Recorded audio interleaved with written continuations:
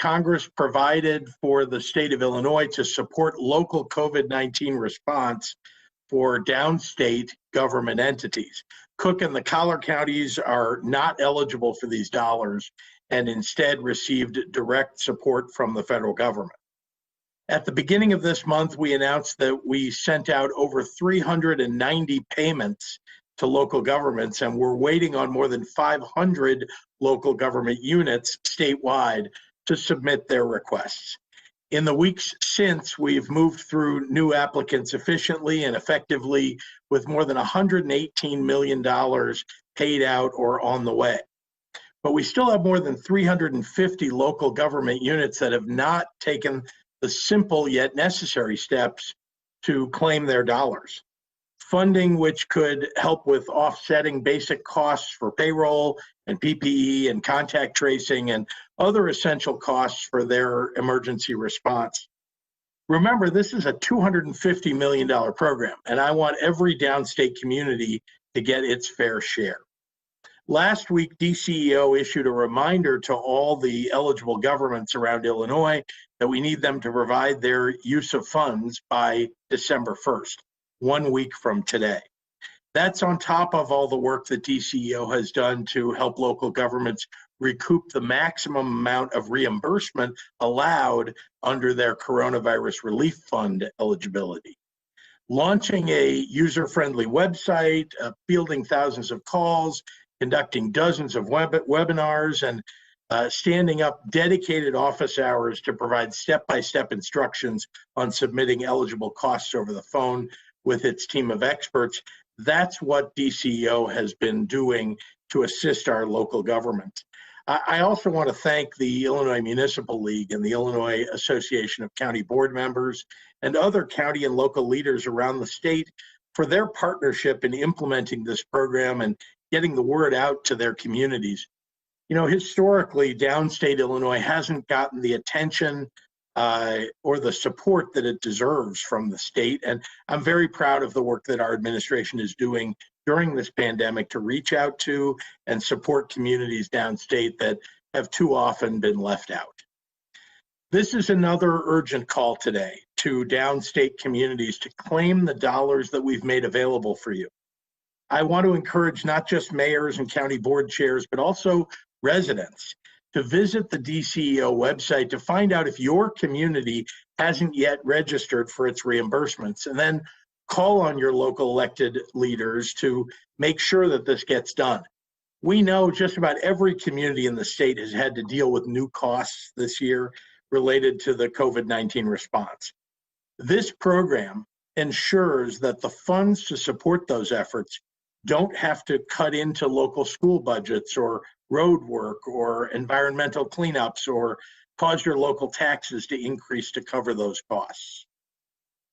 Now, I also want to remind small businesses that are experiencing unforeseen costs and hurdles to apply online for business interruption grants. It's a program that we created to support specifically businesses all across our state. To date, we've awarded $140 million in grants to more than 5,500 businesses statewide.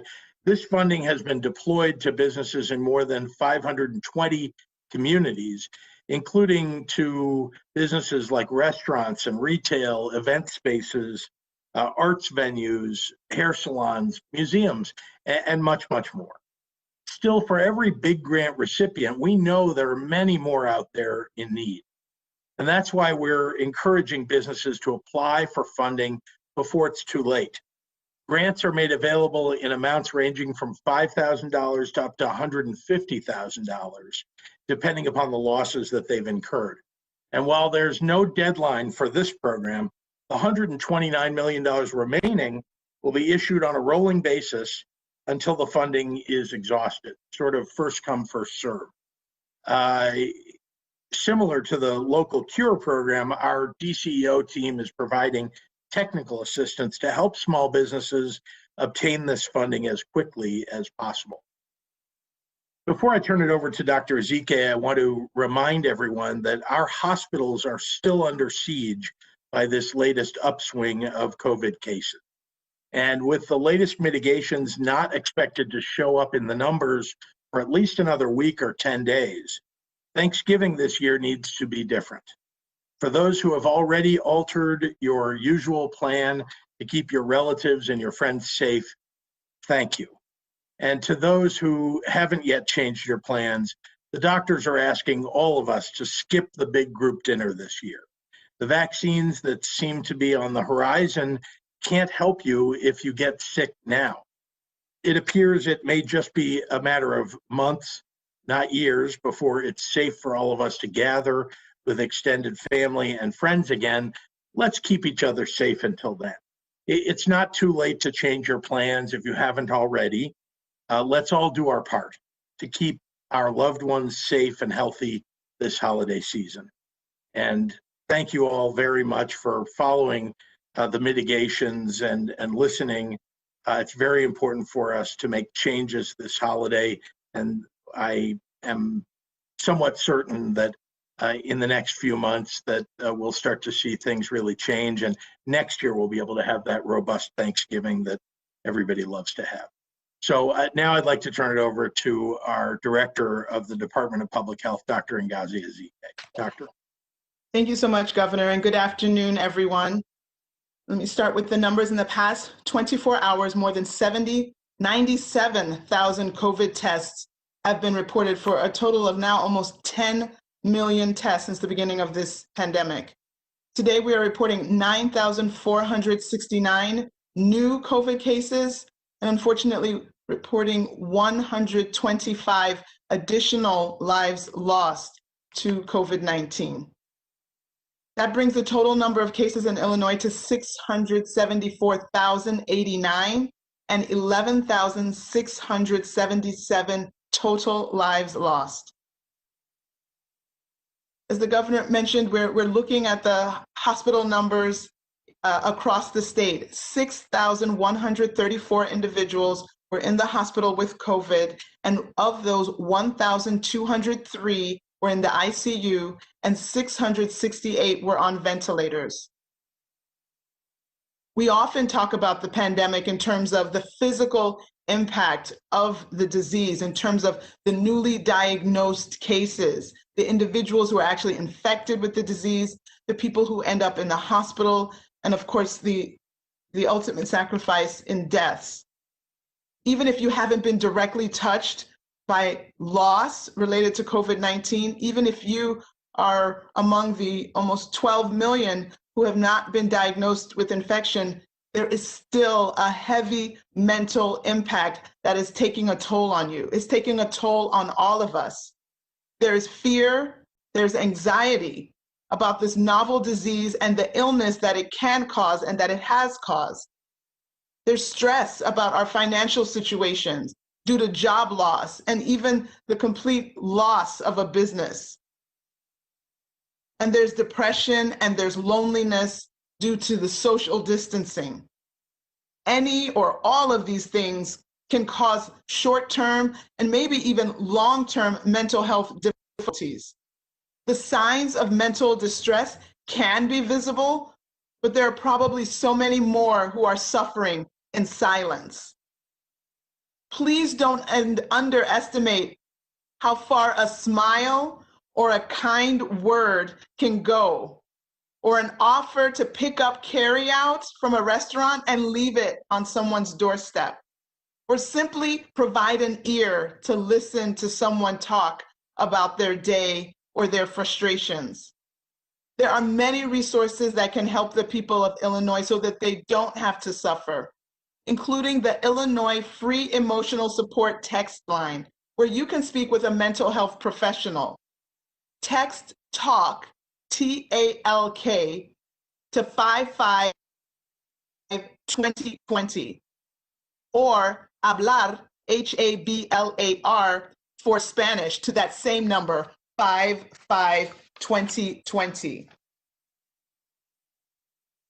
The Illinois Department of Human Services also has mental health resources on its website, including how to work on your emotional well-being and self-care, and how to navigate anxiety caused by COVID-19.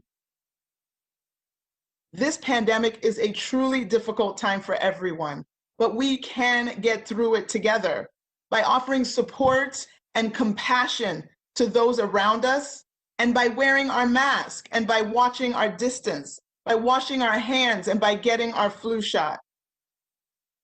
This will result in us protecting one another instead of infecting one another. And so that leads me to another plea to please make the responsible decision to celebrate Thanksgiving virtually this year, as the governor has already implored. Without even knowing it, you could be putting your friends and family or yourself in grave danger. Please stay home this year. Let's save lives together. Thank you. Buenas tardes a todos.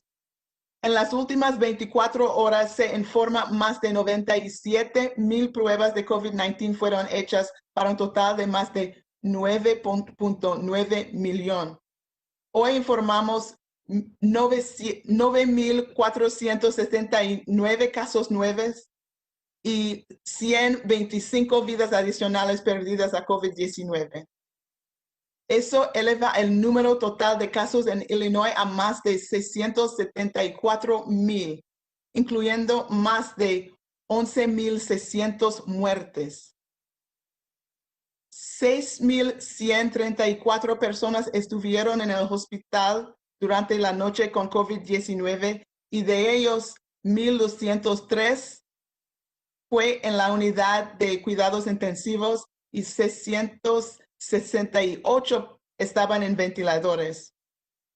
Hablamos de la pandemia en términos del impacto físico del COVID-19, el número de casos, hospitalizaciones y muertes, pero hay un fuerte impacto mental que está pasando a muchos de nosotros.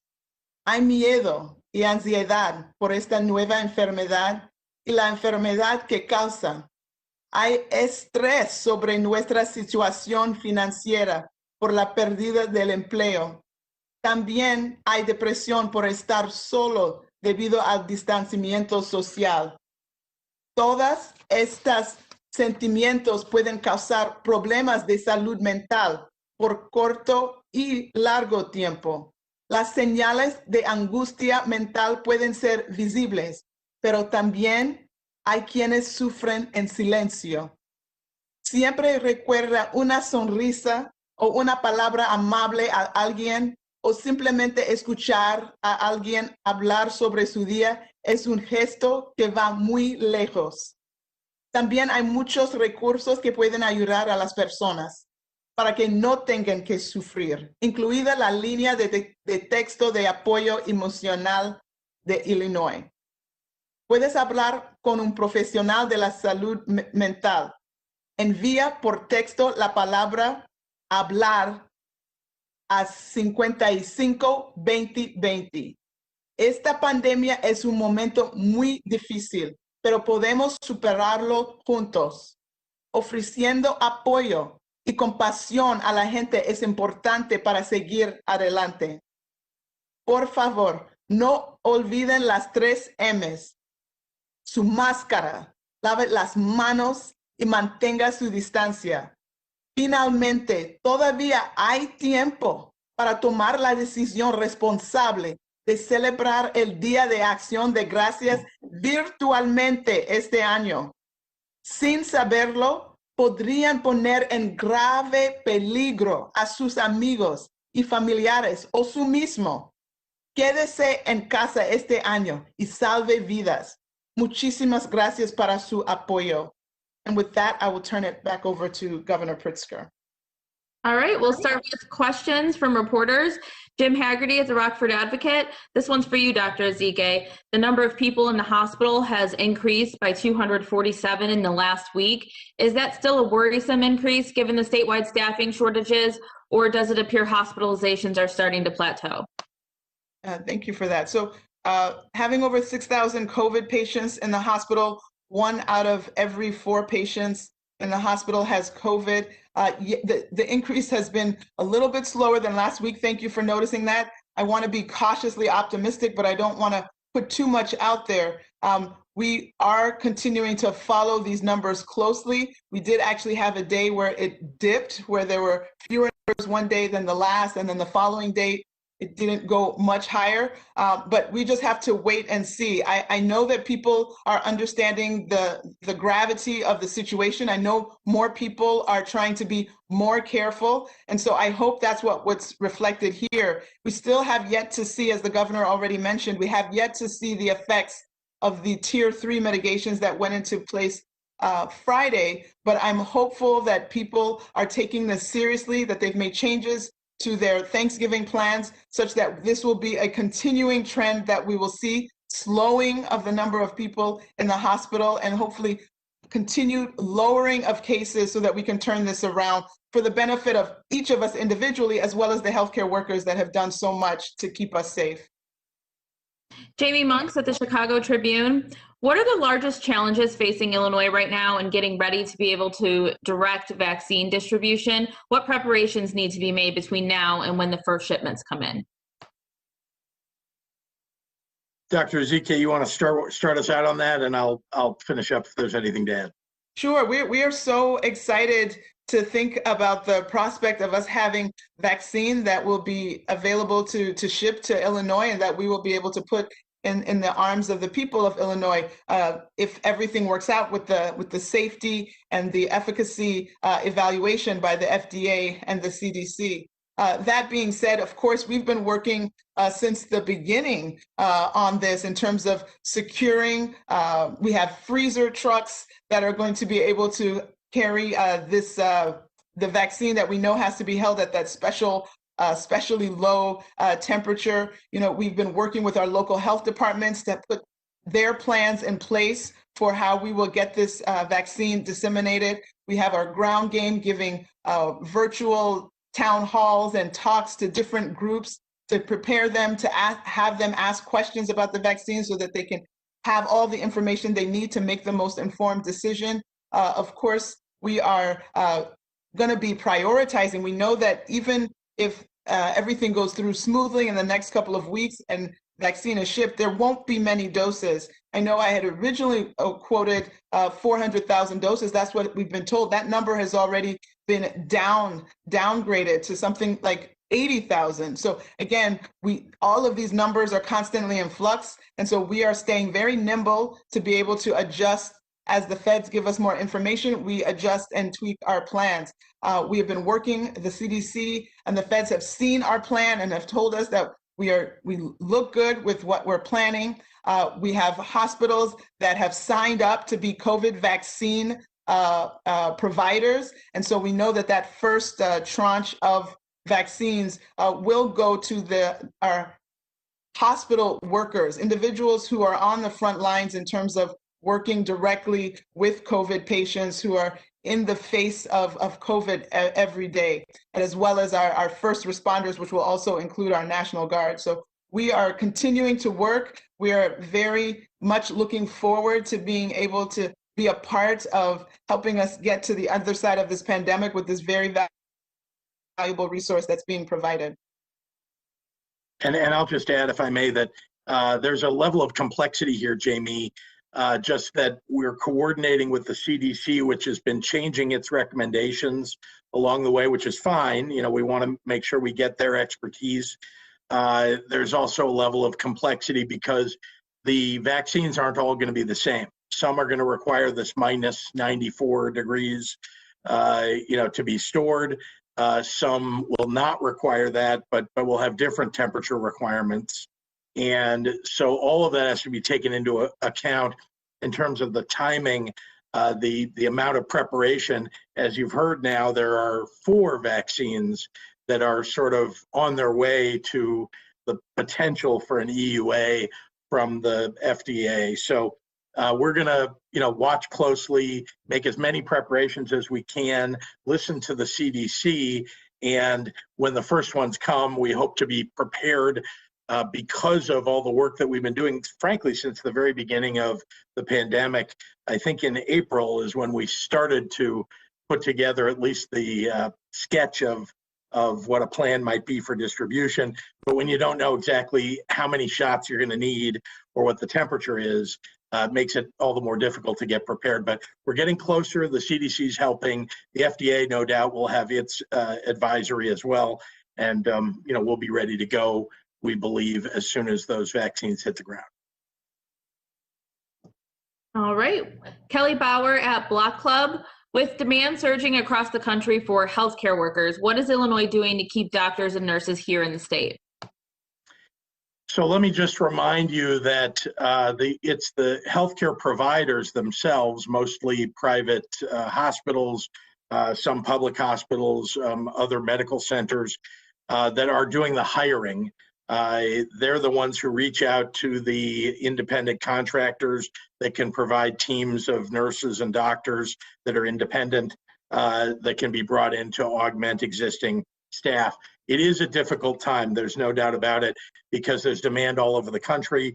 People who were independent contractors here in Illinois might have been hired to work in a state nearby or a state far away, may have been offered 2 or 3 times what they were offered originally in Illinois. So it is a difficult moment. So what can we do to help those institutions? That's really what we do. I think if you look back in April, many of the things that we did in March and April to help augment staff are the things that we continue to do today. We've offered licenses for people who've retired to come back into the workforce. Those folks are making themselves available. We helped the nursing students and other students who were on the verge of graduating when we had a stay-at-home order. We made sure that they could get the credits that they need and get graduated so they could get to work. So all those things are still in place. And then we're talking to all the hospitals about what we can do to be of assistance. Each one needs a little bit different kind of help, but they're the ones who are on the front lines and going to be deciding the level of staffing that they'll need and how we can be of assistance to them. Cole at WCIA. Mahomet School District in Champaign County is still in-person learning, and the local teachers union says there are schools who are not enforcing Tier 3 distancing rules. Should county health departments step in and enforce mitigation rules at public schools? Well, that is, the county public health departments play a very important role locally in advising our schools about what the best practices are. Schools that aren't quite getting it right need to reach out to their local public health departments, and the public health departments should step in and advise the schools on best practices. We've also provided, the IDPH and the ISB have provided guidelines for all the schools to follow in order to make sure that they're safe being in school. So in terms of enforcement, what we've asked is that local school boards work with the local teachers, the parents, and of course the students to determine what's safest in that community, and then make sure that that gets implemented, again, with the help of local public health officials. Amy Jacobson, Governor Pritzker, I've been watching IDPH and IDVA Senate hearing, and 2 things. Director Chapalavia just said she didn't notify you when it was clear there was an outbreak, and it appears some workers, due to short staffing, were allowed to work after testing positive. Will Director Chapalavia be reprimanded or fired? Well, I expect all facilities to follow all the public health guidance that we give, and if there are instances in which that's not happening, I expect answers about why. An infection team was sent in to the LaSalle facility, and any additional resources that are needed will be provided. And we've already, based upon the investigatory work of our VA and federal VA, there have already been a few changes of a certain nature, not major, but minor changes that were recommended.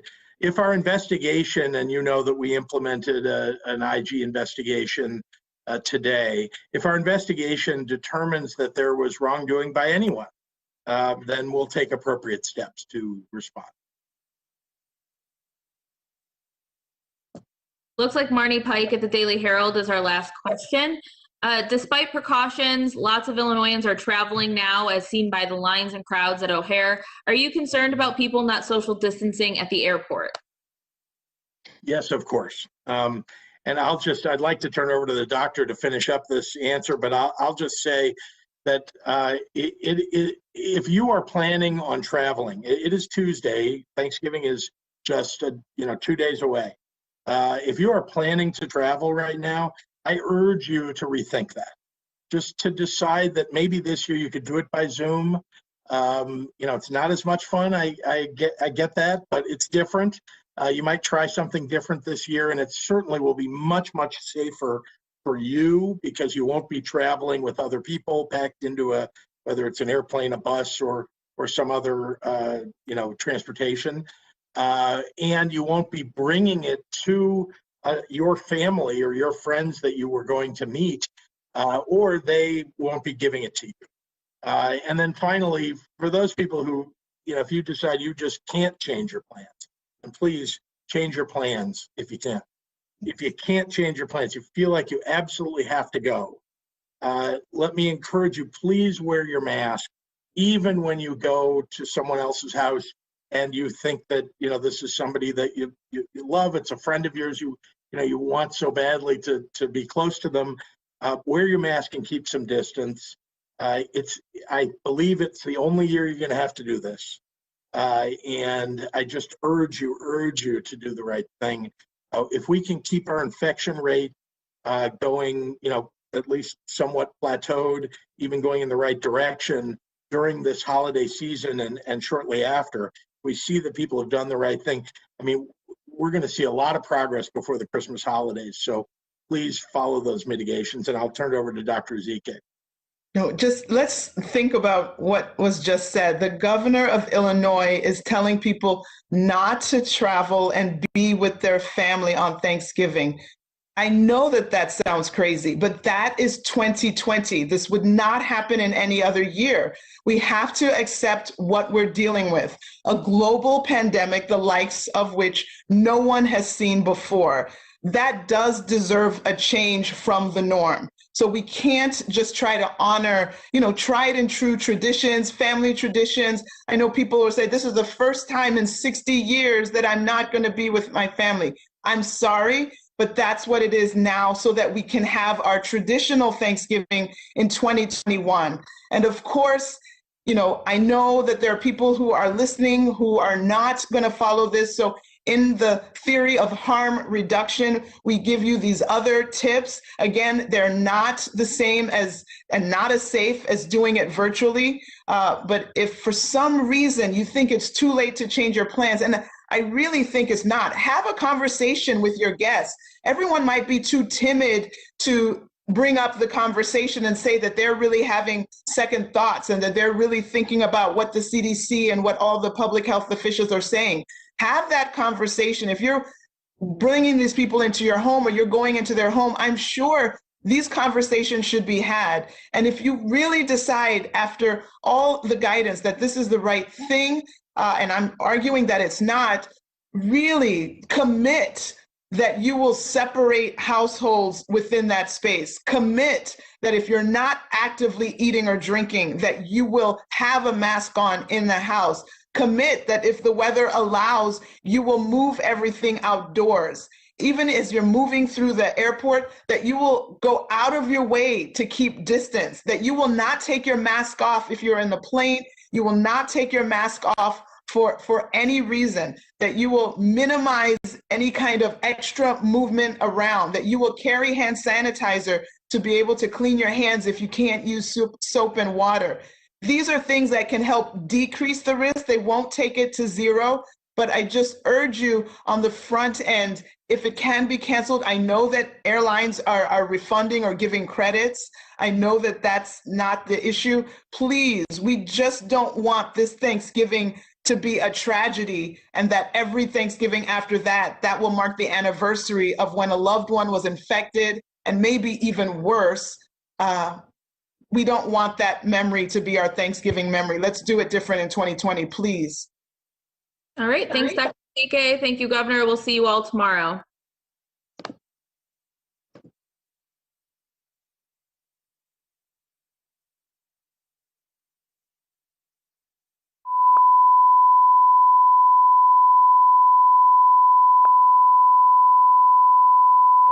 were filed. And, hopefully if we have subsequent hearings, we